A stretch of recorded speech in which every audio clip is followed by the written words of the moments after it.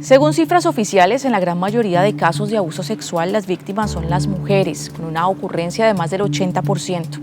Sin embargo, lo que quizá muchos no saben es que en la mayoría de casos las víctimas son niñas, menores de 15 años, y en muchos de ellos los abusadores están entre los mismos integrantes de la familia.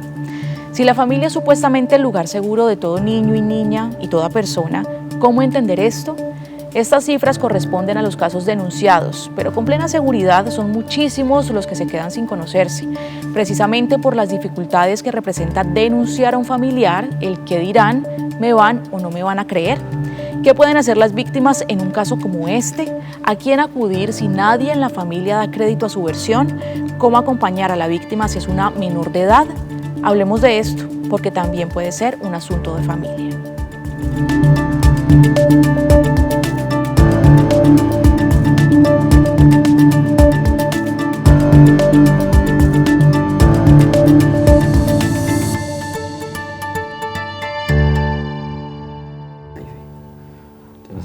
Y lo tengo que esquivar mientras le disparo. Sí, pero los azules también te matan. Ven, ¿nos vamos ya? No se vayan. Mira que la estamos pasando chévere. Además ahora llega mi tía y me tiene aburrido. ¿La que está re buena? Ve, y aburrido, ¿por qué? Pues nada del otro mundo, solamente que anoche llegó toda borracha y estaba cansona y se metió a mi cuarto. Ahí estoy bravo. ¿Hacer qué? Pues yo no sé, de pronto pensó que yo era el marido o algo así y me empezó a tocar. Por la borrachera, creo. Qué rico, parce. ¿Y usted qué hizo? ¿Cómo así que te empezó a tocar?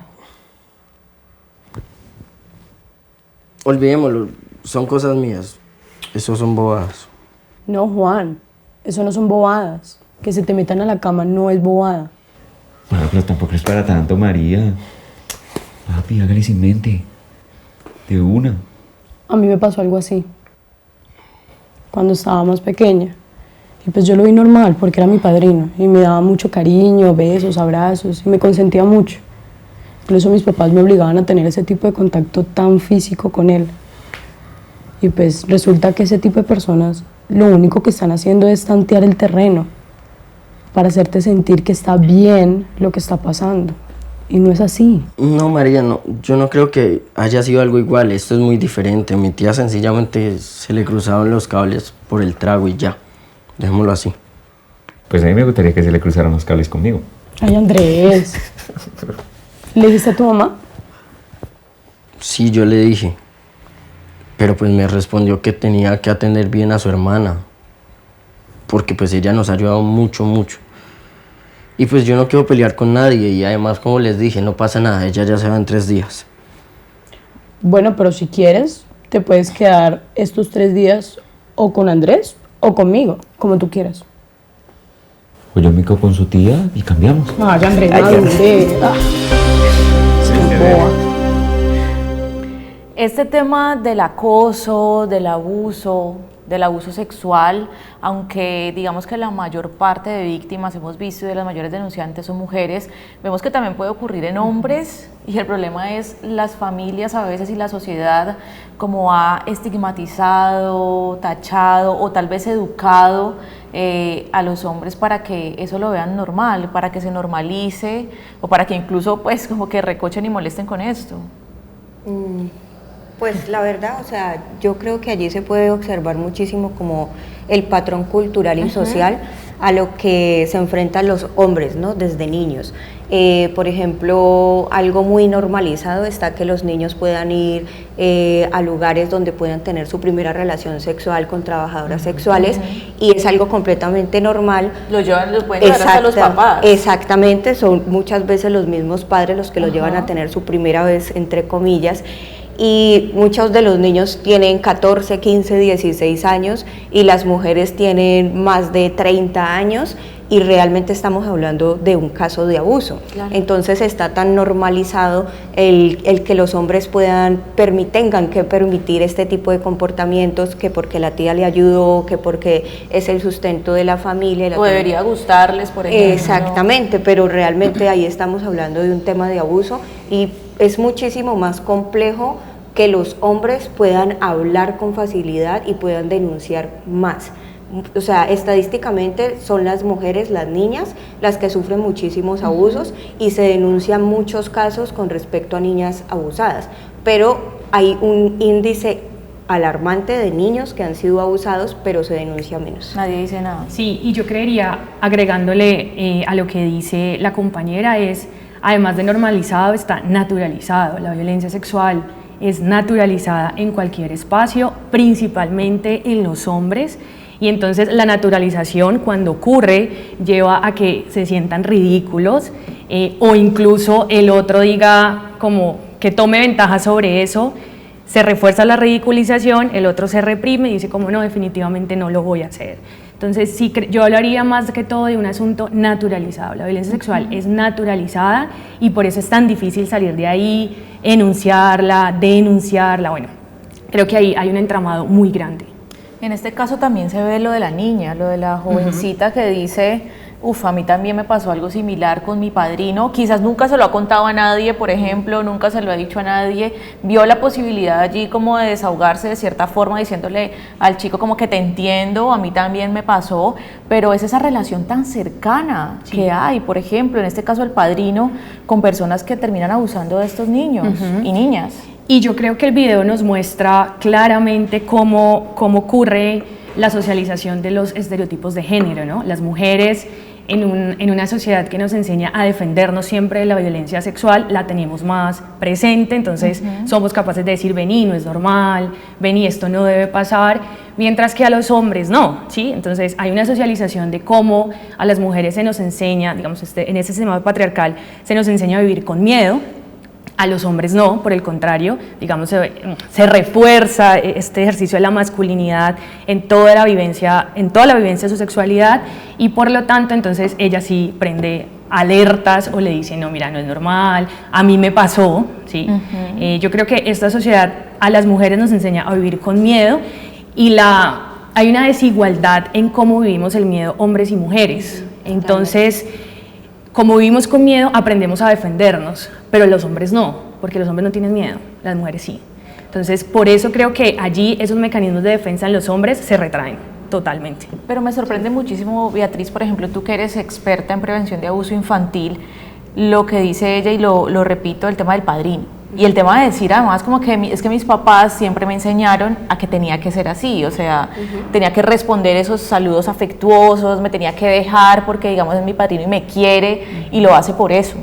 Sí, digamos que eso también hace parte de lo natural en las casas. Por ejemplo, estadísticamente se sabe que el principal abusador puede estar en el núcleo familiar, llámese papá, hermano, abuelo, tío, ¿sí? El profesor del colegio, ¿sí?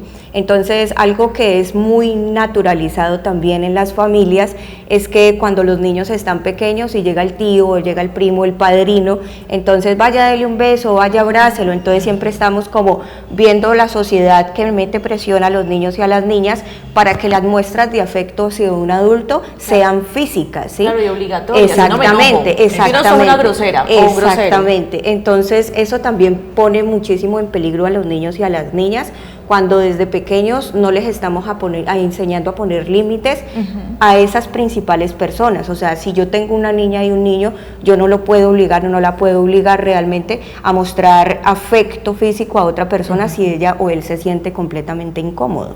Claro. Sí, y eso en cuanto a los niños y las niñas, y yo digamos como que acompaño mujeres víctimas, creo que el cuerpo de las mujeres o la subjetividad de las mujeres está puesta para los otros y las otras. Entonces, desde pequeñas no se nos enseña a decir que no, o no se nos enseña a consentir sobre nuestro cuerpo. Entonces, cuando ella habla lo del padrino, claro, esto además es normal, pero creo que tiene que ver con esa enseñanza de el cuerpo de las mujeres es un cuerpo puesto para las demás personas y el consentimiento no es un consentimiento propio, es un consentimiento que pasa por la aprobación del otro, que en su mayoría es una aprobación masculina. Lorena, tú como psicóloga, también trabajas en la Subsecretaría de Género, ¿qué tantos casos se reciben todo el tiempo de ese tema del abuso sexual contra mujeres? ¿Cuáles son sus patrones que se han podido identificar? De 10 casos que se atienden, 7 tienen tipificación en violencia sexual, ¿sí? Claro, la violencia sexual al ser naturalizada no se reconoce, entonces reconocen en dos vías, cuando hay tocamiento o cuando ocurre una violación. Entonces, digamos, desde la subsecretaría se acompaña un poco a reconocer las violencias, en especial cuando ocurren violencias sexuales, porque la violencia sexual es lo peor que le puede pasar a una mujer, es lo peor, es decir, le arranca su intimidad, le arranca todo, y esto hace que ella se despoje incluso de asuntos como su dignidad, ¿no? Cuando hay violencia sexual se pone en juego soy digna, soy indigna, este cuerpo que es mío, que lo habito, no lo reconozco porque creo que el otro me ensució, ¿no? Entonces, de 10 casos, 7 tienen situaciones de violencia sexual no reconocida, ¿sí? Es decir, cuando la reconocen es como, venga, es que su esposo, su compañero sentimental, llegó borracho y empezó a decirle, a seducirla, entre comillas, y yo tuve que acceder para que no se enojara. Ah, venga, es que esto es violencia sexual, ¿sí? No, es decir, no fue a la fuerza, pero casi que la sedujo tanto, entre comillas, que la obligó para que la violencia no escalara. Pero qué difícil identificar eso, sobre todo en las relaciones de pareja. Vamos a una pausa para comerciales y ya seguimos hablando de estos casos y demás historias en torno al abuso sexual.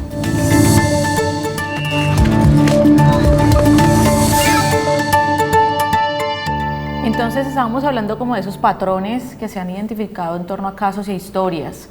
¿Qué historias recuerdas? Tal vez que hayan llegado hasta ti por todo este tema de la psicología y cómo ha sido todo ese proceso para que una mujer identifique y que además pues pueda transitarlo y en algún momento superarlo. Yo creo que recuerdo dos historias, una en una violencia muy directa, una violencia sexual muy directa, y otra en una violencia muy implícita. La primera corresponde a un caso donde el esposo la obliga a abortar. Y eso también se corresponde como una violencia sexual, ¿sí? ¿Por qué? Porque la está llevando a que actúe en contra de su voluntad en lo que respecta a su cuerpo. Y el otro caso creo que tiene que ver con un caso de una mujer por ahí de unos 50 años que alquila una pieza en su casa para generar ingresos, y este hombre decide violarla, pero además le arranca un ojo. Es decir, en este suceso de violencia le arranca un ojo, pero lo más impactante del caso, y porque lo recuerdo, es porque llega a una institución de salud, y en esa institución de salud la historia clínica relata como paciente hostil, que no se deja, que se cubre con la manta, y cuando yo la escucho yo no podía dejarme ver porque yo parezco un monstruo. Es decir, no es que sea una paciente hostil, es que definitivamente se siente como un monstruo y no quiere que nadie la vea, es completamente normal, es decir, hace parte del postrauma. Claro. Y creo que digamos, cuando desde la ruta o desde las instituciones de salud no se tiene como esta filigrana para leer la violencia, pues se cae una revictimización tremenda, entonces la paciente termina como en psiquiatría y en una ruta distinta a lo que compete a la violencia sexual, y se desvía el foco, ¿no? Entonces, la violencia sexual, porque hago énfasis en que se desvía el foco, porque la violencia sexual, además de ser atendida individualmente, tiene que ser reconocida socialmente, si no, no pasa nada. Es decir, yo puedo reconocer, sí, pasé por esto, activé la ruta, me restablecí, pero si para afuera, en la red, ya sea de apoyo, cercana, institucional, no hay ese reconocimiento, la víctima es muy difícil que salga de ahí. Es que el tema social yo creo que es súper fundamental en esto, ¿no? Sí, totalmente, y apoyándome un poco en lo que dice la compañera, yo creo que en el caso de los niños y las niñas, la víctima principal es el niño o la niña abusada, y la víctima secundaria es la mujer que denuncia, que en su mayoría son las mamás, las abuelas, las tías, ¿sí? ¿Por qué víctima secundaria? Porque realmente el sistema de salud no está preparado para atender casos de violencia de género y de abuso sexual infantil, porque hay un margen de revictimización muy grande. Por ejemplo, cuando las mujeres denuncian el abuso de sus hijas y sus hijos, a los niños los mandan para psicología, pero a las mamás ni siquiera las tienen en cuenta para lo mismo, pero sí se les da da restablecimiento de derechos, que en lugar de ser un restablecimiento de derechos se vuelve como una amenaza en contra de ellas. Entonces, termina siendo como culpable. Sí, claro, o sea, exactamente, porque aunque la sociedad no te lo diga de frente, tú eres responsable, siempre te van a hacer responsable porque tú eres la mujer y tú eres la que tiene el rol de cuidadora. Claro. Entonces la falla y el error fue tuyo por haber dejado la niña o el niño con el papá, que también es el cuidador, pero la falla fue tuya. Entonces siempre se tiene como ese imaginario de que la mujer es la responsable del cuidado completamente de los hijos. O sea, en un caso de abuso, los dos son responsables, papá y mamá. ¿Cuáles son los hombres que están alrededor? ¿Sí? Entonces, no, la culpa no es de la víctima ni es de la mamá. Y muchos casos de los que se presentan, por ejemplo, en abuso sexual, mujeres que han tenido sus hijos y han sido víctimas de abuso por parte del papá de los hijos. Ahí estamos hablando de violencia vicaria, que es otro tipo de violencia de género. Entonces, digamos que el sistema judicial ni siquiera lo nombra. O sea, ni siquiera te van a tener en cuenta. Por ejemplo, algo que me llamaba mucho la atención ahorita con respecto a lo que decía de la revictimización, es por ejemplo, en el caso de los niños y las niñas, cuando van al sistema a denunciar un caso de abuso, es una ruta completamente hostil para una niña o un niño de 5, 8 años. Entonces son casi 5 días en la fiscalía, en medicina legal, entrevista con 6 psicólogos, o sea, exacto, y tratando de que todo el tiempo recuerde y recuerde y recuerde, hasta que finalmente se terminan cansando o muchos terminan desviando su primer testimonio. Estamos hablando de niños, ¿sí? Entonces eso también se vuelve un patrón de revictimización. Me quedó sonando mucho, Lorena, también lo que decías en cuanto a la normalización que hay del abuso sexual y la violencia sexual en pareja. Es decir, ¿en qué momento se da? De verdad, como que si en algún momento yo no quiero acceder a tener relaciones sexuales y me tocó hacerlo, ¿eso es de verdad abuso?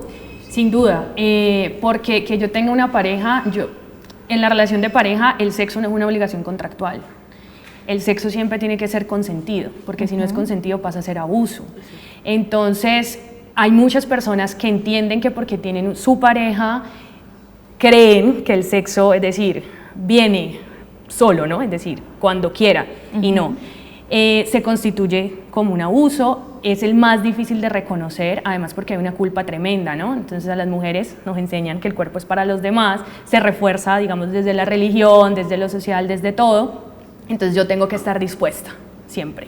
Y esto pasa sobre todo en las relaciones heterosexuales, pero puede pasar en cualquier relación, ¿sí? En cualquier relación. Y decir, la relación que no es consensuada es abuso. Por eso, por eso el abuso sexual ocurre con ciertas personas en específico, no ocurre con todo el mundo. Con las mujeres porque no se nos enseña a consentir sobre el cuerpo. Sobre los niños y las niñas, pues porque están en una vulnerabilidad absoluta, donde ni siquiera digamos, en ciertos años ni siquiera se reconocen en su cuerpo, bueno, ¿qué es esto? En las personas con discapacidad, por ejemplo, ¿sí? La violencia sexual, y por eso toda violencia sexual es una violencia de género, porque tiene que ver con una relación de poder.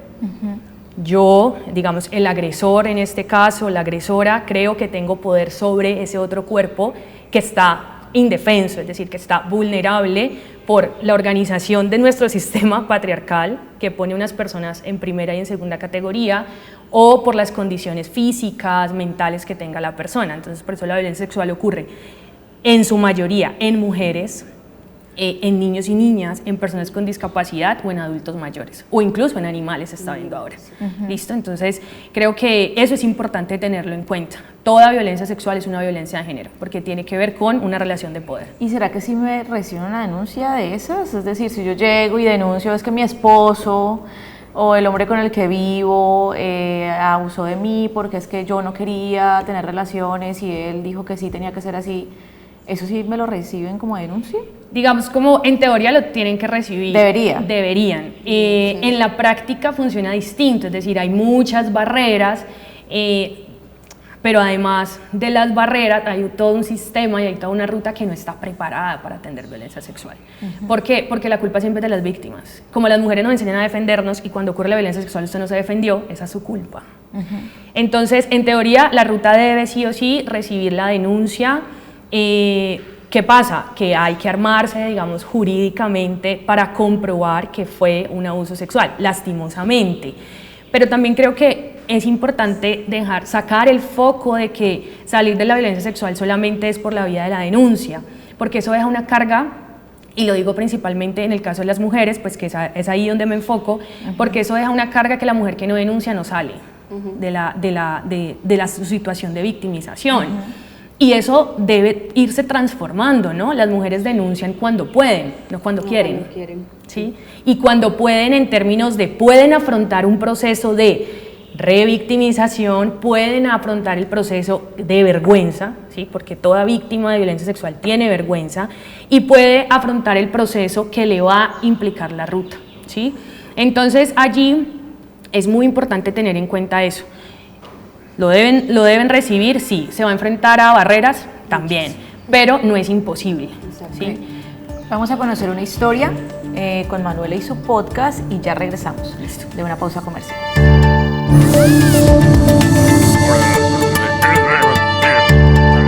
Hoy tenemos un caso bastante interesante que realmente hace parte de la realidad de muchísimas mujeres en el mundo. Estoy hablando del abuso sexual al interior y al exterior de la familia. Qué suerte es encontrar colectivos que día a día luchan por garantizar los derechos de las víctimas y sobre todo por proponer un escenario donde haya cierto tipo de justicia. Quiero darle la bienvenida a mi invitada. Hola. Soy Viviana Bastidas, soy trabajadora social, integrante de la colectiva feminista Tamboras Insurrectas de Cali. ¿Qué te motivó a involucrarte en esta lucha y en contra del abuso sexual? Debido a las diferentes revictimizaciones que sufren las víctimas en las instituciones de salud y ahora en el sistema judicial. Cuando empezaste a trabajar con estas víctimas, ¿te diste cuenta de que eran muchísimas más de las que creías? ¿Qué casos te impactaron inicialmente?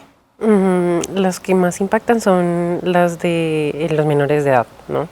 Se tiene cifras de que el 67% de las mujeres que son víctimas de violencia sexual son adolescentes y niñas. Entonces esas son como las más impactantes, teniendo en cuenta de que el principal contexto de violencia son los lugares de cuidado y el hogar, ¿no? Es decir, que los presuntos agresores principalmente son familiares y conocidos de la víctima.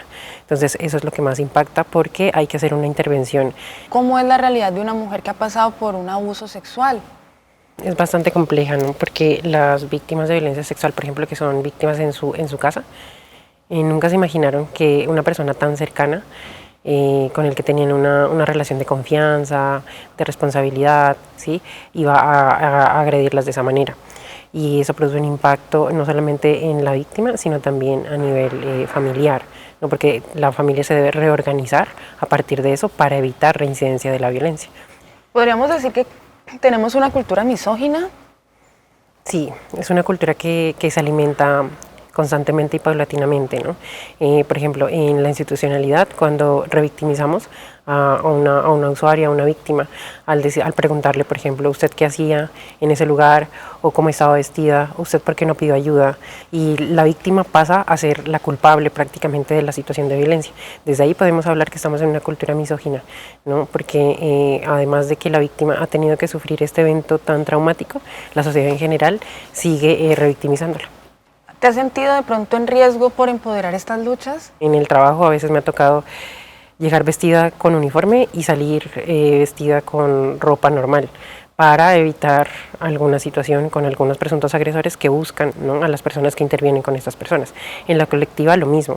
Por ejemplo, cuando hacemos marchas, tratamos como de pedir o pedir carros diferentes al lugar donde nos vamos a manifestar o llegar a direcciones diferentes a las de nuestras casas, o sea, como un poquito más alejadas de nuestras casas para que estas personas no sean como identificadas. Y lo mismo, ¿no? En las páginas de la colectiva casi no publicamos información personal. ¿La víctima con qué consecuencias normalmente carga? Cuando una mujer ha sido víctima o ha vivenciado, ha sido espectadora de violencia intrafamiliar, normalmente en las relaciones de pareja, sí, se llega a normalizar cuando hay eventos de violencia. Entonces es importante también el abordaje integral, multidisciplinar, a la hora de hacer una intervención con estas víctimas. Quiero agradecerte, Viviana, por darnos esta información tan valiosa y agradecerte como mujer el trabajo que haces. Gracias a ustedes por visibilizar nuestro trabajo y potenciarlo a los demás. Ustedes y yo nos vemos en otra oportunidad aquí, en Familia Sin Filtro.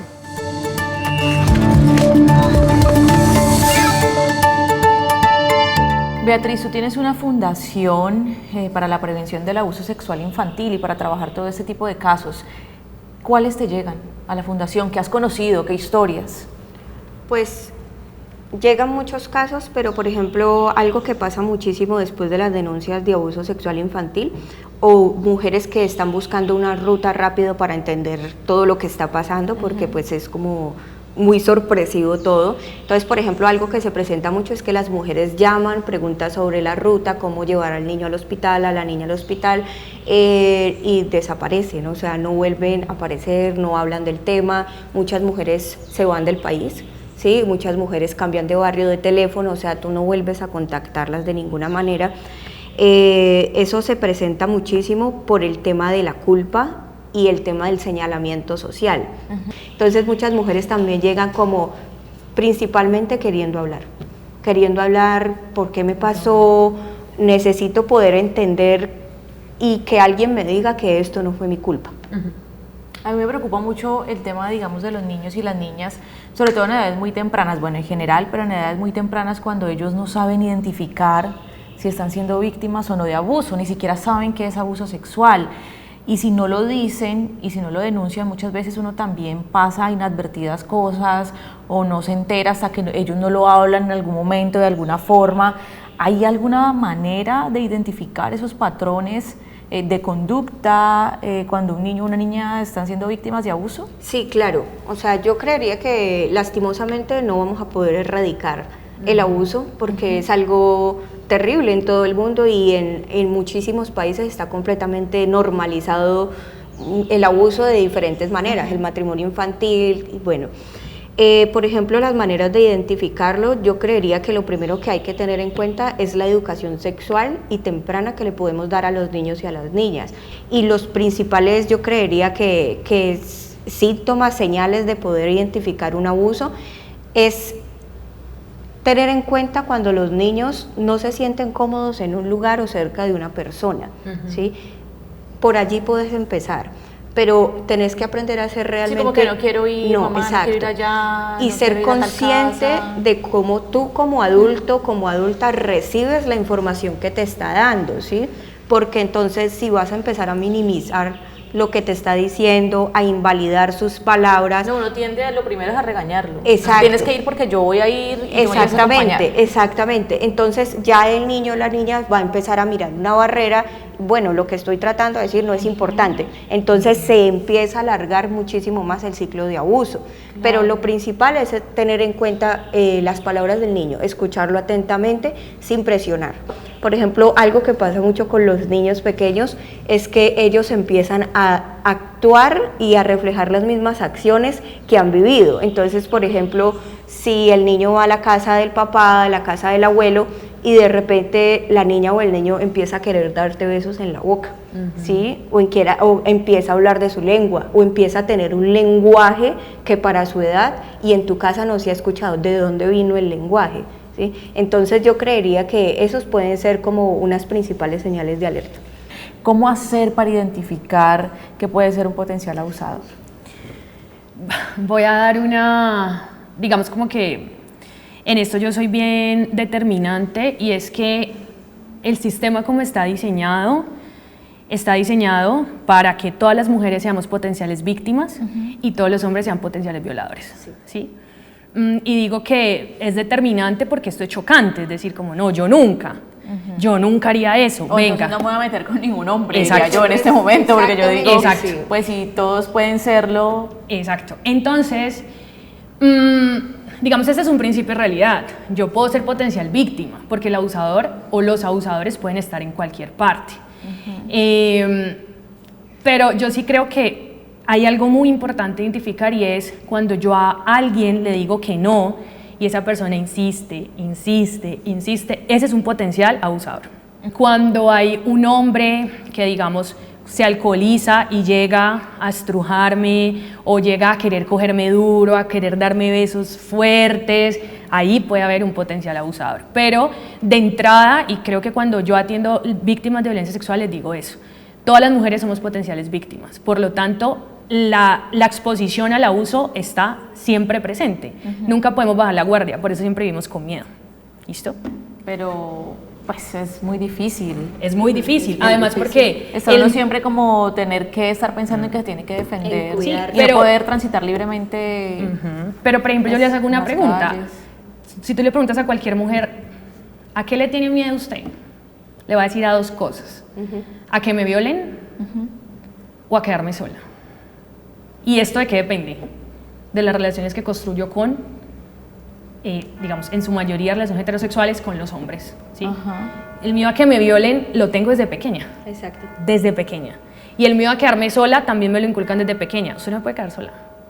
Usted tiene que casar. Y a veces por no quedarme sola, pues esto está muy relacionado, ¿no? Sí, totalmente. Porque a veces por no quedarme sola, pues permito este tipo de abusos. Y digamos que no permito, me lo enseñan. Me lo enseñan. ¿Sí? Y yo lo que aprendo, pues lo que aprendo con eso voy al mundo y me enfrento y me relaciono, ¿sí? Las mujeres nunca permiten la violencia porque las mujeres nunca son víctimas culpables de la violencia, sino que hay todo un sistema que está diseñado para que de para alguna que no u otra pongamos manera, límites. exacto, para que nuestro no sea no, sino sí, tal vez, puede cambiar. Por pena, por culpa, por... Sí, por para no- que no te quejes o no te exaltes porque entonces eres una histérica. O loca. Ajá, exacto. Sí.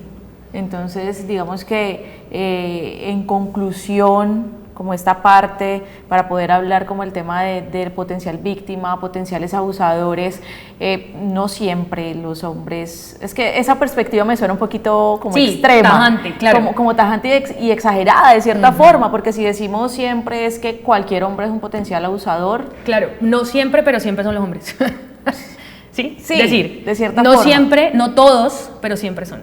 Ajá. Entonces, si yo me voy a ver, es decir, estadísticas, cifras, la mayoría de abusadores, ¿qué son?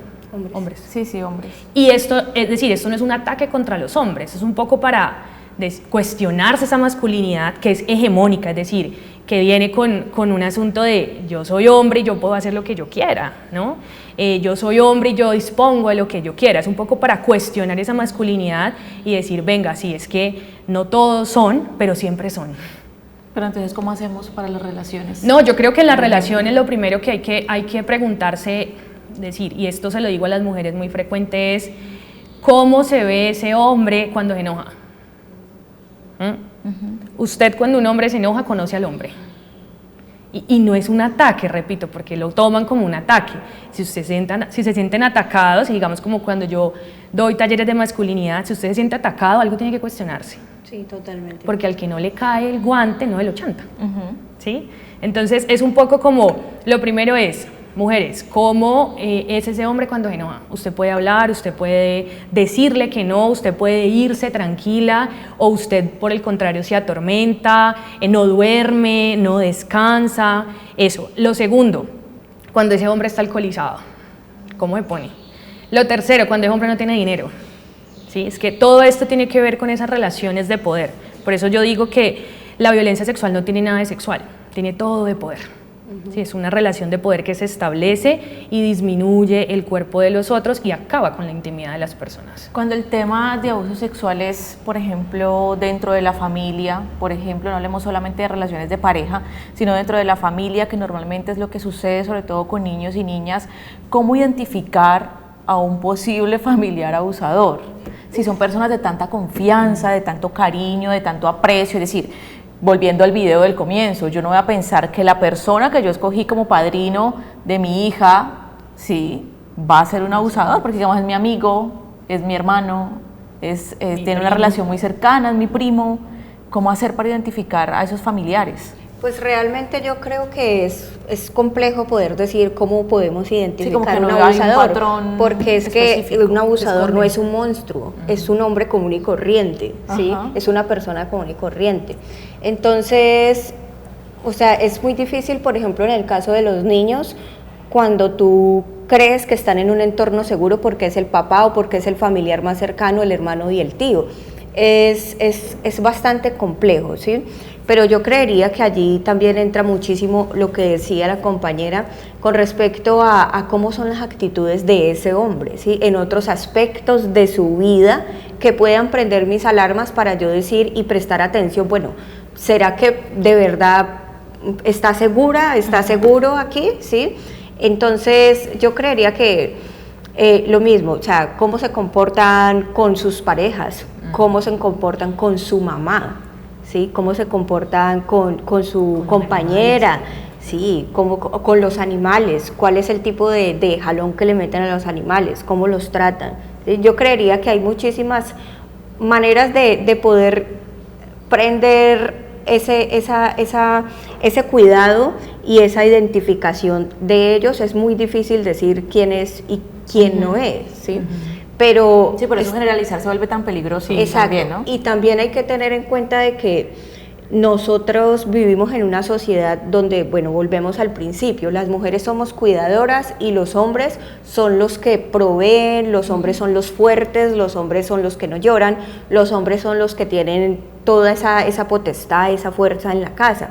Entonces, así mismo se crían los niños, ¿sí? Y así mismo crecen los adultos. Mientras que las mujeres tienen miedo, ellos muestran el poder. Mientras que las mujeres pueden tener 3 parejas y resultan ser, bueno, una cantidad de cosas intachables, para los hombres se les admira que tengan varias mujeres, varias parejas, ¿sí?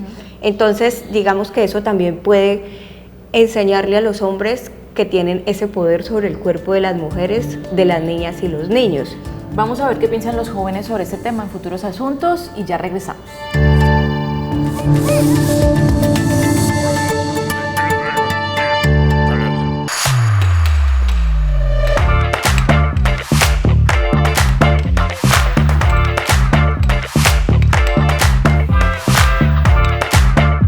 Hola, me llamo Luna Palma, tengo 19 años, soy estudiante de comunicación social y me gusta ver películas.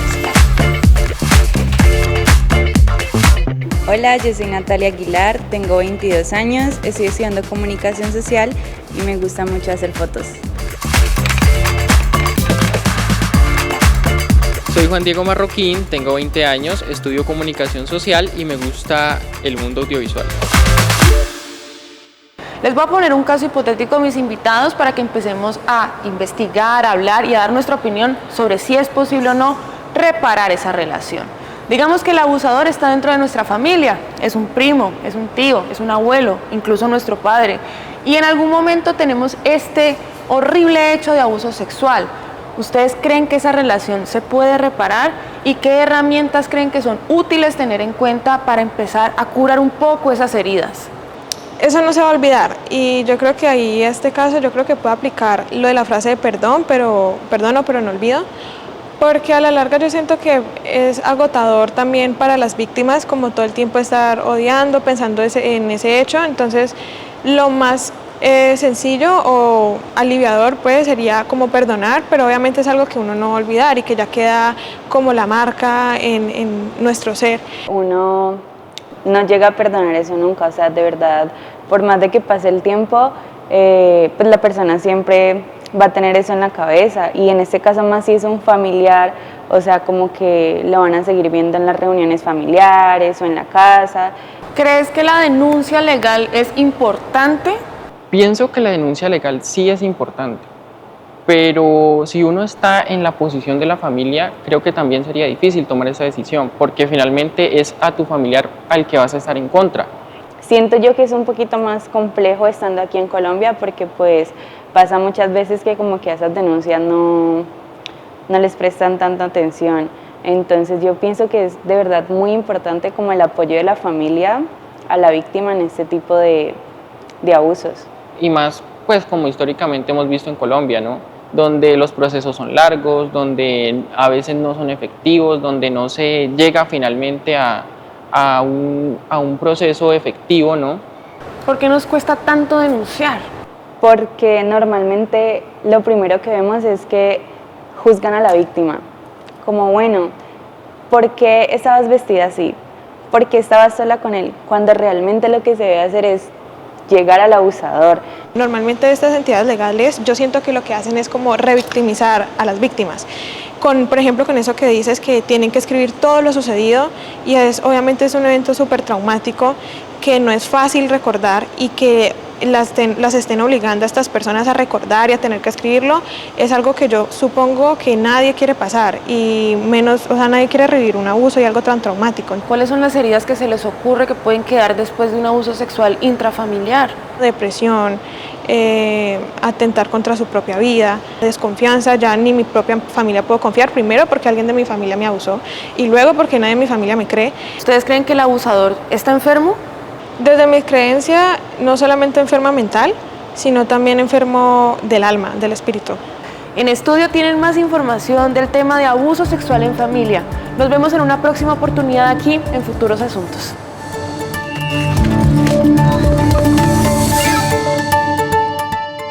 Cuando Manuela pregunta que si creen que el abusador sexual está enfermo, ambas aquí hicieron tuvieron la misma expresión. ¿Ustedes lo creen? No.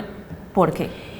Cuando yo catalogo al abusador como un enfermo mental, le quito responsabilidad sobre sus actos, ¿sí? Y lo deposito en la enfermedad mental. No es que lo hizo porque es enfermo mental, no, lo hizo porque quiso. ¿Sí? Es decir, sobre él o sobre ella, ¿sí? La persona, hubo una decisión de hacerlo. Y no todos los agresores sexuales son enfermos mentales. Claro que hay, yo no lo puedo desconocer, pero no todos. Y para mí, en la mayoría no lo son. Le resto responsabilidad, pero sobre todo olvido la violencia sexual como una violencia estructural de nuestro sistema. Porque es una forma de dominación. La violencia sexual es la historia de las mujeres. Es decir, muchas de nosotras estamos aquí por historias de abuso. Entonces, cuando yo lo deposito solamente en una enfermedad mental, desconozco lo estructural y le quito responsabilidad sobre sus actos. Y al abusador no le puede quitar responsabilidad. Es decir, no la tiene, de por sí no la tiene, pero no le puedo quitar responsabilidad en tanto lo que tiene que asumir ante la justicia o la sanción social que tiene que asumir. ¿Listo? Entonces, no, definitivamente no. No todos. No todos, sí. ¿También piensas que es porque quiso hacerlo? O sea, pues sí. El hombre o la mujer abusadores. Sí, lo que pasa es quieren. que, sí, totalmente, porque, o sea, no todos, como dice ella, pero hay que tener presente que cuando, por ejemplo, en el caso de los niños, de las niñas, y muchos casos de mujeres mayores, adultas, jóvenes que han vivido abuso sexual, hay que tener presente que el hombre no actúa en el momento muchas veces, él planea con antelación lo que va a hacer, ¿sí? Por ejemplo, en el caso de los niños y las niñas, ¿cómo empiezo a atraerla hacia mí? ¿Cómo empiezo a seducirla con dulces, con juguetes? Eso es algo que lo hace una persona completamente cuerda. Y me apoyo muchísimo en lo que decía la compañera, cuando apoyamos esa idea de que es un enfermo mental, estamos restándole oportunidad a la víctima de tener justicia, porque muchísimos de los abogados que son defensores de abusadores, lo primero que usan en su defensa es que tienen una desviación mental, un problema mental y que no sabían lo que hacían. Ellos sí saben lo que están haciendo y lo planean. ¿Cómo prevenir ese tema del abuso sexual? ¿Cómo prevenir el abuso sexual? Yo creo que más que prevenir es cómo mantener las alarmas encendidas, porque la prevención no depende de las víctimas, ¿sí? ¿Y por qué digo esto? Porque cuando yo hablo de prevención deposito solamente la responsabilidad en las víctimas, y esto tiene que ver más con cómo yo cuestiono el mandato de la masculinidad. Sí, comportamientos. Exacto. Entonces, cuando la chica decía, hay perdón, se puede restaurar la relación, definitivamente no. Es decir, y eso es decisión de cada persona, pero lo que yo sí creo es que para que un abusador cambie, lo primero que tiene que hacer van dos vías: cuestionar su mandato de la masculinidad, es decir, cómo lo ejerce, y la segunda vía es perder privilegios. Y el primer privilegio que tiene que perder es: el cuerpo de la gente no es mío, el cuerpo de los niños y las niñas no es mío, ¿sí? Tengo el otro privilegio es: las mujeres, los niños y las niñas me pueden decir que no y yo tengo que parar, ¿sí? Y esto no se ve. Por eso, para mí, y digamos esto es una posición personal y profesional en lo que he visto, es: para mí el abusador no cambia, porque ningún abusador está dispuesto a renunciar a estos privilegios que le ha dado el mismo sistema. Cuando yo digo privilegios, hablo de no tener miedo, ¿sí? Poder hacer lo que le dé la gana sin que nadie lo juzgue. Es que incluso en un proceso judicial, la víctima está demostrando que fue víctima. Sí. Él no. Él está demostrando que es inocente.